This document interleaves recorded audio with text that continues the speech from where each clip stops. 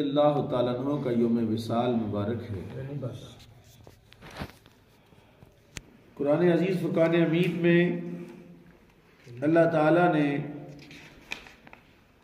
اپنے پیارے حبیب امام الانبیاء صلی اللہ تعالیٰ علیہ وسلم کی شانیں بیان کی ہیں، اور اس کے ساتھ ساتھ اللہ تعالیٰ نے رسول پاک صلی اللہ علیہ وسلم کے غلاموں کی شانیں بیان فرمائی۔ حضور کے غلاموں میں سب سے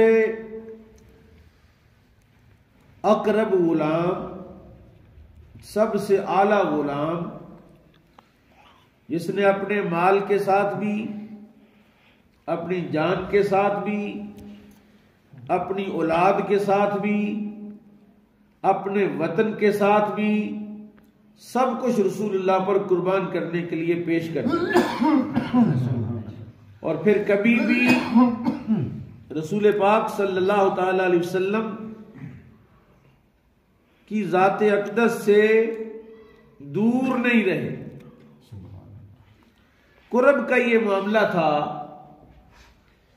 کہ بچپن سے لے کر جوانی تک، جوانی سے لے کر بڑھاپے تک، اور بڑھاپے سے لے کر مرنے تک، اور مرنے سے لے کر قیامت تک، اور قیامت سے لے کر جنت میں داخلے تک اللہ تعالیٰ نے جناب صدیق اکبر کو رسول اللہ کا ثانی قرار دیا ہے۔ حضرت ابوبکر صدیق رضی اللہ تعالیٰ عنہ جماعت صحابہ میں وہ خوش نصیب صحابی ہیں جن کی 4 نسلیں، 4 پشتیں بیک وقت صحابیت کا مقام رکھتی ہیں، یعنی 4 نسلوں کے ساتھ جو بندہ رسول اللہ کا صحابی ہے، اور پھر مزاج رسول، مقام رسول اور حقیقت رسول صلی اللہ تعالی علیہ وسلم سے سب سے زیادہ آگاہ صحابہ میں اگر کوئی بندہ ہے تو وہ ابوبکر صدیق ہے، کہ جس کے بارے میں رسول اللہ خود فرماتے اگر میں اللہ کے علاوہ کسی کو رفیق بناتا تو ابوبکر کو رفیق بناتا۔ رفیق کون ہوتا ہے؟ رفیق وہ ہے، ابراہیم خلیل اللہ ہے اور صدیق اکبر خلیل الرسول ہے۔ ابراہیم خلیل اللہ ہے اور صدیق اکبر خلیل الرسول ہے، اور خلیل اللہ کی یہ شان ہے کہ اس نے جان بھی پیش کر دی، اولاد بھی پیش کر دی، مال بھی پیش کر دیا، آگ میں پھینکنے کے لیے اپنے آپ کو پیش کیا، بیٹے کو چھری کے نیچے رکھ دیا، مال بھی اللہ کی راہ میں قربان کر دیا۔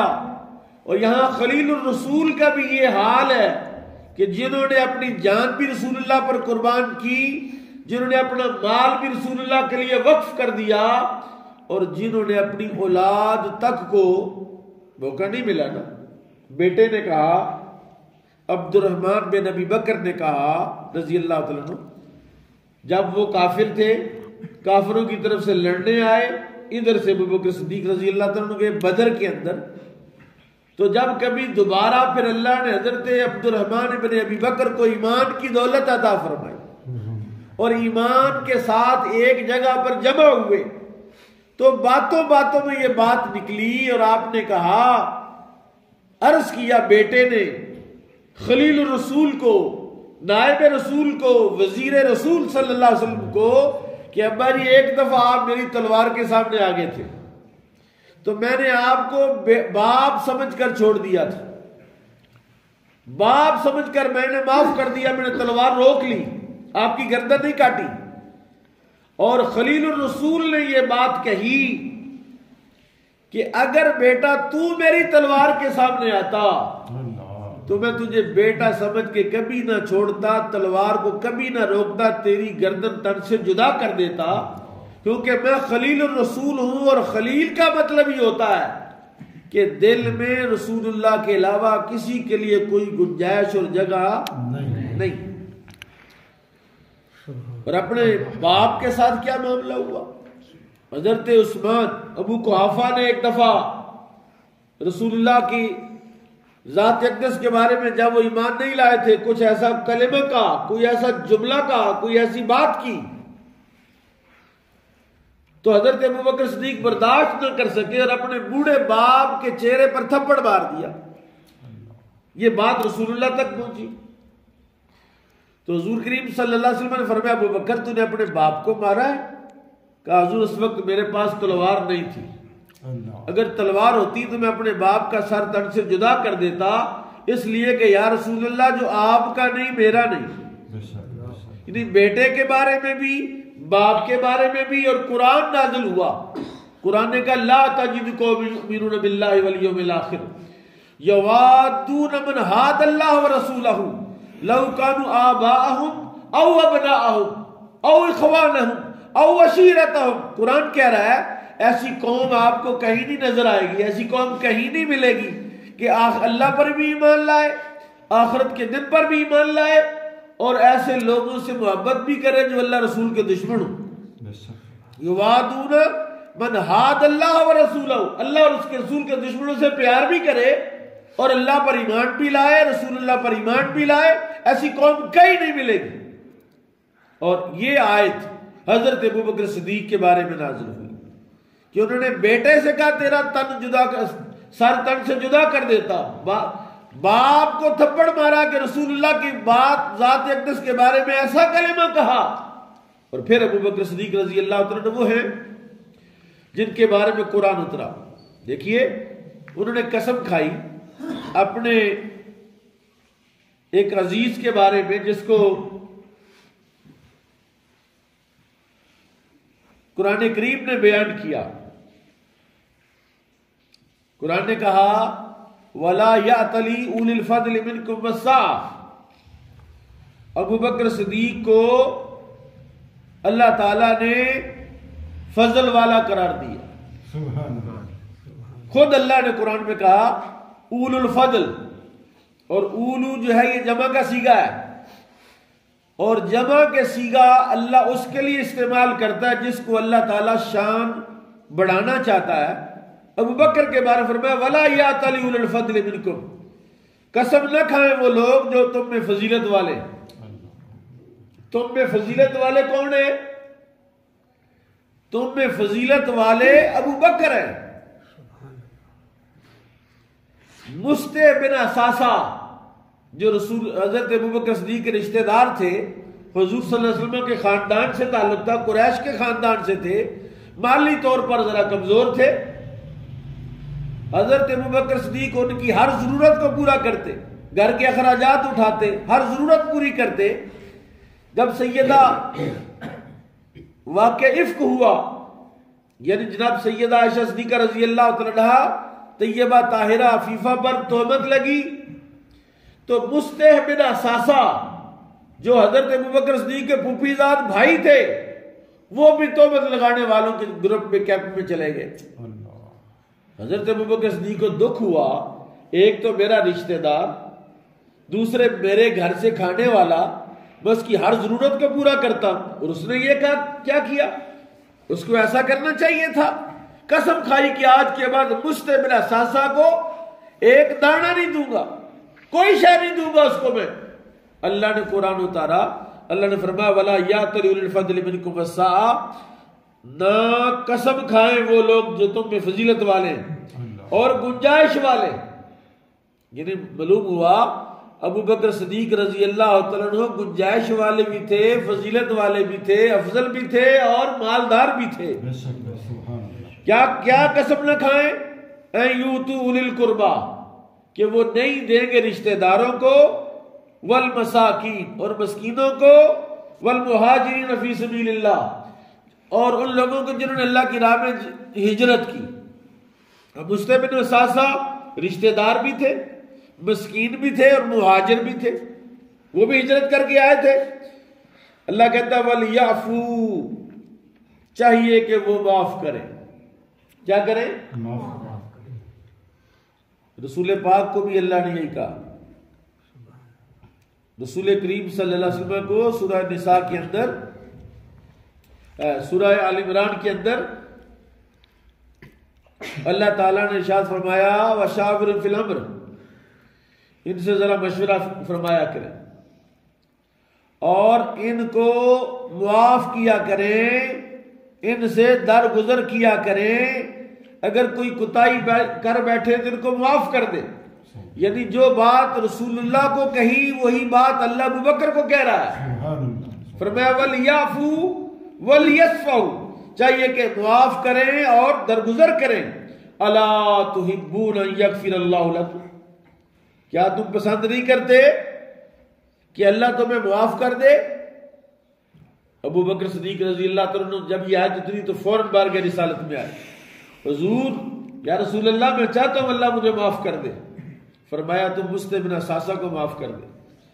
اسی وقت مصطح بن اساسہ کو معاف کیا اور اس کے تمام حقوق بحال کیے اور قسم کا کفارہ دیا کہ جو میں نے قسم کھائی تھی کہ مصطح بن اساسہ کو کچھ نہیں دوں گا، قسم کا کفارہ بھی دیا اور پھر اس کے حقوق بھی بحال کیے، اس کو پہلے سے زیادہ اس کی خدمت کی اور فرمایا واللہ غفور الرحیم، اللہ نے کہا اللہ بخشنے والا رحم کرنے والا. نعرہ تکبیر، نعرہ رسالت، نعرہ رسالت، نعرہ حیدری، عظمت صحابہ.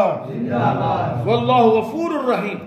اللہ تعالیٰ نے اس آیت میں فرمایا اللہ معاف کرنے والا ہے اور اللہ رحم فرمانے والا. کس پر؟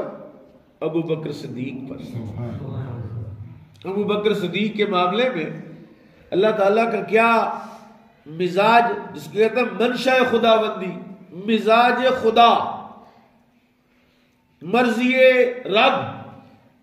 لڑد کا دی رضی اللہ عنہم ورضوا، اللہ ان سے راضی ہوا اور وہ اللہ سے. لیکن ابو بکر صدیق کے معاملے میں ذرا نظام مختلف ہے اور اتنا مختلف ہے. دیکھو بھی اس وقت اللہ تعالیٰ کیا چاہ رہا ہے میں نہیں بتا سکتا، آپ میں سے کوئی بندہ نہیں بتا سکتا. ایک ہی ہستی ہے نا جو بتا سکتی ہے کہ اس وقت اللہ کی مرضی کیا ہے، اس وقت اللہ کی منشا کیا ہے، اس وقت اللہ تعالیٰ کی جو رضا ہے وہ کیا ہے. حضرت عائشہ صدیقہ رضی اللہ عنہا رسول اللہ کی بارگاہ میں تھی. جیسے کہ آپ کے علم میں ہے کہ جب نبی پاک صلی اللہ علیہ وسلم آخری ایام میں بیمار ہوئے، مرض وفات میں مبتلا ہوئے، تو آپ نے اہل بیت کو یعنی اپنے آل اولاد کو جمع کیا، خاندان کے لوگوں کو جمع کیا، اپنی دیگر ازواج مطہرات کو جمع کیا اور فرمایا میری خواہش ہے کہ میں اپنی بیماری کے ایام عائشہ صدیقہ کے گھر میں گزاروں. سبحان اللہ. یعنی صدیق اکبر کی بیٹی کے گھر میں اپنی بیماری کے ایام گزارنا چاہتا ہوں. تو سب نے بیک زبان ہو کر کہا یا رسول اللہ آپ کی مرضی ہے، آپ جہاں چاہیں آپ تشریف فرما ہو. جب رسول پاک کی بیماری میں شدت آئی، چونکہ رسول پاک خود امام تھے، نبی کریم صلی اللہ تعالی علیہ وسلم نے خود امامت کروائی. اس کے باوجود کہ امامت کرانے کے لیے اور بہت سارے صحابہ تھے، رسول اللہ نے قیامت تک کے اماموں کو عزت دی کہ میں خود امام ہوں، تاکہ قیامت تک جو بھی امامت کے منصب پر کھڑا ہو اس کے سر پر یہ تاج سجے گا کہ یہ مصلی رسول پر کھڑا ہے. امامت کو عزت بخشی، امام کو عزت بخشی. اور جب بیمار ہوئے امامت کی وہ سکت نہ رہی، اتنی کمزوری اور اتنا ضعف غالب آ گیا کہ مصلی پر نہیں کھڑے ہو سکے. آپ نے فرمایا مروا ابا بکر فلیصلی بالناس، ابو بکر کو حکم دو کہ لوگوں کو نماز پڑھائے. یعنی میں آپ کو یہ بتا رہا ہوں کہ مزاج خدا کیا ہے، منشا خدا بندی کیا ہے، کہ ابو بکر صدیق سے آگے کوئی نہ بڑھے، یہ اللہ کی منشا ہے، یہ اللہ کی مرضی ہے. اور اس پہ میں یہ بات عرض کر رہا ہوں، آپ کو حدیث عرض کر رہا ہوں، واقعہ عرض کر رہا ہوں. مروا ابا بکر فلیصلی بالناس، ابو بکر کو حکم دو کہ لوگوں کو نماز پڑھائے. حضرت عائشہ صدیقہ رضی اللہ تعالیٰ عنہ نے عرض کیا حضور میرے ابا جی کا دل بڑا کمزور ہے، کسی اور بندے سے کہیں کہ نماز پڑھائے۔ حضور نے فرمایا مروا ابا بکر فلیصلی بالناس، ابو بکر کو حکم دو کہ لوگوں کو نماز پڑھائے۔ انہوں نے پھر انکار کہ نہیں یا رسول اللہ، کسی اور کو کہیں وہ نماز پڑھا لے۔ حضور نے تیسری مرتبہ فرمایا مروا ابا بکر فلیصلی بالناس، ابو بکر کو حکم دو لوگوں کو، بولتے نہیں یار، ابو بکر کو حکم دو کہ لوگوں کو نماز پڑھائے۔ انہوں نے تیسری مرتبہ بھی انکار کیا۔ یہ 3 مرتبہ کا انکار اس لیے کیا تاکہ قیامت تک کوئی یہ نہ کہے کہ ایسے ہی ابو بکر کا نام زبان سے نکل آیا تھا۔ حضور تو کسی کو بھی کہہ سکتے تھے نا، تو ابو بکر کا نام آ گیا زبان پر۔ 3 مرتبہ انکار بتاتا ہے اور تینوں مرتبہ کا اقرار بتاتا ہے کہ رسول پاک صلی اللہ علیہ وسلم نے باہوش و حواس ابو بکر صدیق کو مصلی دینے کا حکم فرمایا۔ جب تیسری مرتبہ انکار کیا تو میرے آقا نے فرمایا، جو میں نے بتایا مزاج خدا کیا ہے، مزاج الہی، منشا خداوندی کیا ہے، فرمایا عائشہ تو کہتی ہے کسی اور سے کہوں کہ نماز پڑھائے، اللہ نہیں مانتا۔ کون کہہ رہا ہے؟ رسول اللہ فرما رہے ہیں، یعنی وہ ہستی کہہ رہی ہے جو جانتی ہے کہ اس وقت اللہ کیا چاہتا ہے۔ فرمایا میں کہتا ہوں وہ نماز پڑھیں، تو ہر بار کہتی ہے نہیں کسی اور کو کہیں۔ فرمایا اللہ نہیں مانتا، اور صرف یہی نہیں کہ اللہ نہیں مانتا، فرمایا اس کا رسول بھی نہیں مانتا۔ تو مجھے کہہ رہی ہے نا کہ ابو بکر کسی اور کو کہوں، نہ اللہ مانتا ہے، نہ اس کا رسول مانتا ہے، نہ لوگ مانتے ہیں۔ اب وہ کلمہ سنیے جو رسول اللہ کی زبان اقدس سے نکلا ہے، اور اپنے سماعت کو معطر کیجیے وہ الفاظ اور وہ کلمات جو رسول اللہ نے فرمایا۔ فرمایا یا اللہ و رسولہ والمؤمنون، عائشہ اللہ بھی نہیں مانتا، اللہ بھی انکار کرتا ہے، اس کا رسول بھی انکار کرتا ہے، مومن بھی انکار کرتے ہیں کہ ابو بکر موجود ہو اور مصلی پر کوئی اور کھڑا ہو۔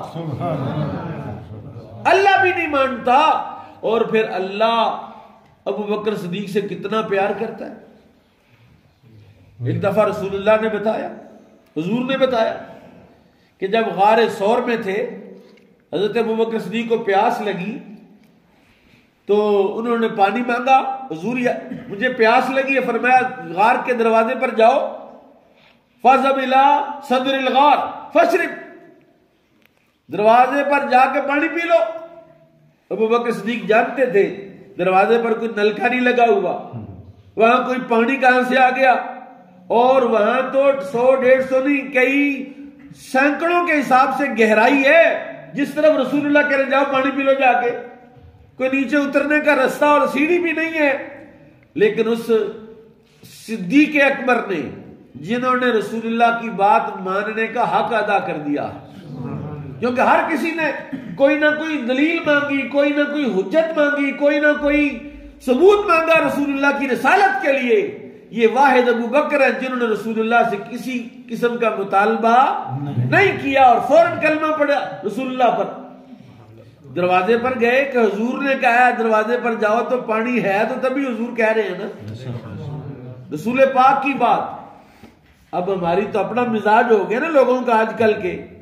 ایک دن نبی پاک مسجد میں واز فرما رہے تھے، واز کرتے حضور نے فرمایا بیٹھ جاؤ۔ حضرت ابو ہریرہ گلی میں آ رہے تھے، وہ پیچھے، کانوں میں آواز پڑی، بھئی مسجد والوں کو کہا ہوگا نا بیٹھ جاؤ، ہے ماننے کی بات ہے کہ اس طرح ماننا چاہیے جیسے صحابہ نے مانا ہے۔ حضور نے فرمایا بیٹھ جاؤ، ابو ہریرہ اسی جگہ پر گلی میں جانتے وہی بیٹھ گئے۔ میرے آقا کی نظر پڑی، فرمایا تمہیں نہیں کہا، حضور آپ کی زبان سے نکلا بیٹھ جاؤ تو میں بیٹھ گیا۔ تو جس طرح مانا ابو بکر نے ہے، اس طرح کسی اور نے نہیں مانا ہے، اسی لیے تو یہ مقام پایا ہے، کیونکہ مقام ملتا ہی تب ہے جب تم اپنے رسول کی، اپنے نبی کی بات اس طرح مانو جس طرح ماننے کا حق ہے۔ فرمایا جاؤ دروازے سے پانی پی لو۔ دروازے پر گئے، وہاں ٹھنڈے میٹھے اور سفید پانی کے چشمہ بہ رہا تھا، خوب پیٹ بھر کے پیا۔ ٹھنڈا پانی شربت ہو، گرمیاں ہو، شکل دوپہر ہو، مزہ آتا ہے نا.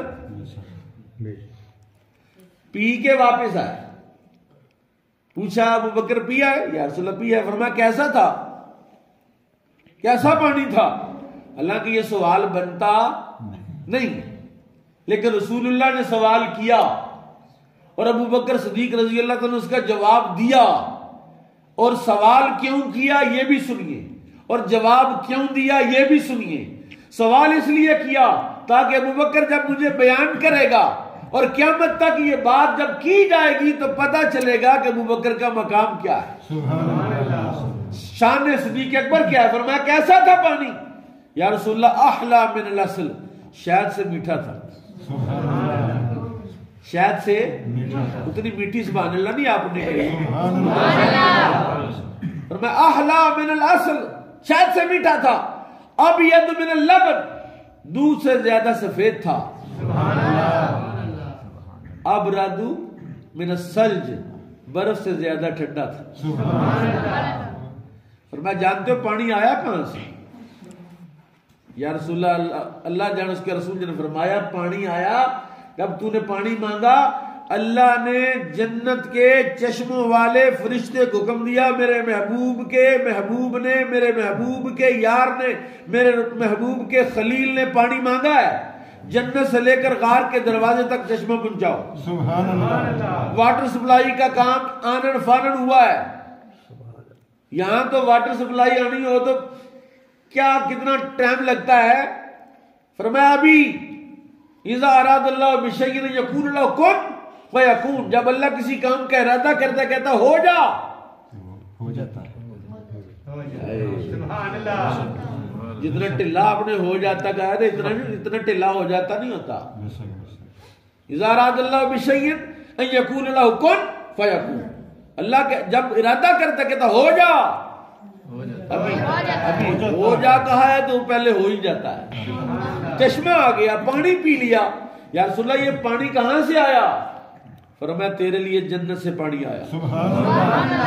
اب یہاں جو میں نے جس لیے یہ پورا واقعہ سنا وہ سنے کہ اللہ کے ہاں رسول اللہ کا مقام، ابو بکر صدیق کا مقام کیا ہے. یا رسول اللہ کے ہاں میری یہ شان ہے کہ میں پانی مانگوں تو جنت سے چشمہ آئے. فرمایا اس سے بھی زیادہ اللہ کے ہاں تیری شان ہے. فرمایا مجھے اللہ نے فرمایا ہے، اللہ نے مجھے فرمایا ہے کہ جس کے دل میں ابو بکر صدیق کا بغض ہوگا وہ جنت میں داخل ہی نہیں ہو سکتا. یہ مقام ہے تیرا اللہ کی بارگاہ میں کہ تیری محبت ہوگی دل میں تو وہ جنت میں جائے گا، جس کے دل میں تیرا بغض ہوگا وہ جنت میں جا سکتا نہیں. اور یہ ابو بکر صدیق ہیں کہ جن کے سر پر تاج سجا کہ ابو بکر کی موجودگی میں کسی اور کو مسلح پر کھڑے ہونے کی اجازت نہیں. اپنی یہی نہیں کہتے ملہم امت مصطفیٰ، ملہم الہام ہوتا ہے نا، کبھی کبھی القاء ہوتا ہے، ہمارا الہام ہوتا ہے کسی اللہ کی خوش نصیب بندے کے دل میں. کہتے میرے دل میں بات آئی تھی، میرے دل میں میں ذرا بتاتا ہوں آپ کو بات. ایک دن رسول اللہ نے پوچھا، صحابہ بیٹھے تو بتاؤ میرے صحابہ انسان کے مشابہ کون سا درخت ہے؟ سب خاموش، کوئی نہیں بولے. فرمایا انسان کے مشابہ کون سا درخت ہے؟ سب خاموش. حضور نے فرمایا کھجور. انسان کے مشابہ. کھجور کس کے مشابہ؟ انسان کے مشابہ ہے. کیوں کہ سارے درخت جب ان کی جڑ کاٹ دیں تو خشک ہو جاتے ہیں، جبکہ کھجور کی جڑ کاٹیں تو کھجور خشک نہیں ہوتی. بندے کے پاؤں کٹ جائیں تو بندہ مر جاتا کہ زندہ رہتا ہے؟ زندہ رہتا ہے، زندہ رہتا ہے، پاؤں کٹ جائے. فرمایا کھجور کا سر کاٹ دو کھجور مر جاتی. انسان کا بھی سر کاٹ دو انسان یعنی جو صفات انسان میں وہ صفات کھجور میں. حضور نے جب بتا دیا مجلس ختم ہوئی.